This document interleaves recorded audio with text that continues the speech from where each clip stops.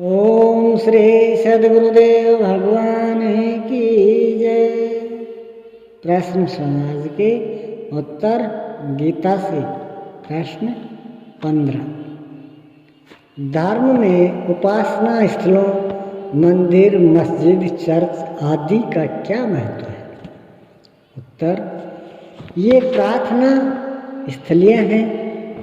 प्रत्येक ग्राम, नगर, घर घर जाकर कोई महापुरुष सत्य का प्रचार नहीं कर सकता।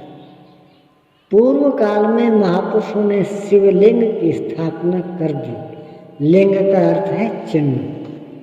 वह ईश्वर एक है, वह ज्योतिर्मय है, उसी एक की शरण जाओ।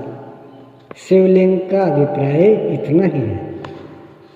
जो भी महापुरुष ज्योतिर्मय परमात्मा की उपलब्धि वाले थे, उनका शरीर छूटा तो भक्तों ने उनकी स्मृति में एक शिवलिंग स्थापित कर दिया और उन महापुरुषों का नाम भी उससे जोड़ दिया। ज्योतिर्लिंगों ने क्रमशः मंदिरों का रूप ले लिया। जो महापुरुष चले गए, मंदिर उनके पीछे श्रद्धालु भक्तों द्वारा संजोई हुई स्मृति है। मंदिर, मस्जिद, चर्च, गुरुद्वारा में गुरु महाराज ने क्या पाया, क्या राह दिखाई, इसका उपदेश चलता है। कदाचित उपदेश नहीं चलता और केवल मंदिर है तो वह अभी अधूरा है। दीवारें तो कुछ कहती नहीं। उन महापुरुष के संदेश भी जन जन तक पहुंचना चाहिए। मंदिर में अनंत काल से ईश्वर की उपलब्धि वाले कैवल्य पद प्राप्त तत्वदर्शी महापुरुषों की प्रतिमाएं हैं। उनसे सभी आशीर्वाद लेते हैं। वे हमारे प्रेरणा स्रोत हैं।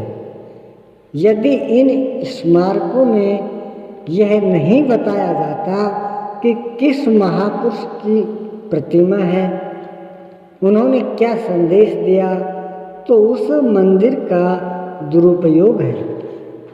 यदि वहाँ गीतोक्त एक परमात्मा का संदेश दिया जाता है, परमात्मा को प्राप्त करने की गीतोक्त विधि बताई जाती है, तो मंदिर का सदुपयोग है।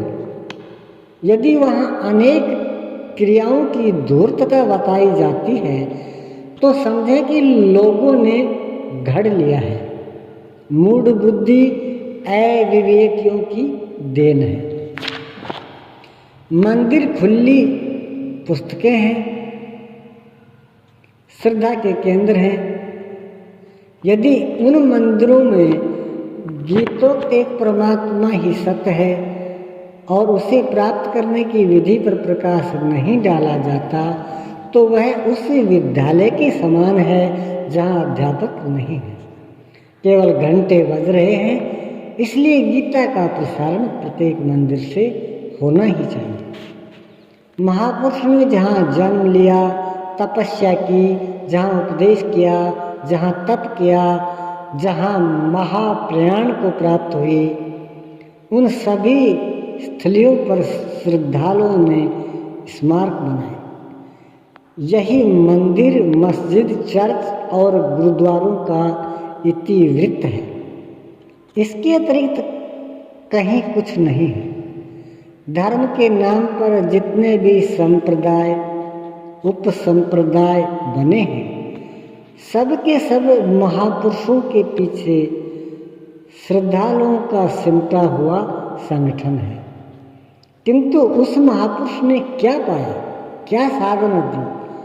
यदि इस पर प्रकाश नहीं डाला गया तो उनसे प्रेरणा कैसे मिलेगी? आरंभिक प्रेरणा इन स्थलियों से ही मिलती है, किंतु संपूर्ण साधना को प्राप्त करने के लिए किसी तत्वदर्शी महापुरुष की शरण ही जाना पड़ेगा। उन्हीं के द्वारा भक्ति की जागृति होती है। भक्ति तात अनुपम सुख मूला, मिलई जो संत होई अनुकूला।